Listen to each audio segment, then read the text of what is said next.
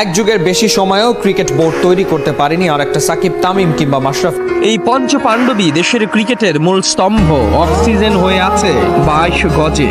ওদের বেলা ফুরাবার সময় এসে গেছে, হাওয়াটাও বইছে। Yesterday against Afghanistan was my last international game. I am retiring from international cricket, expecting right now.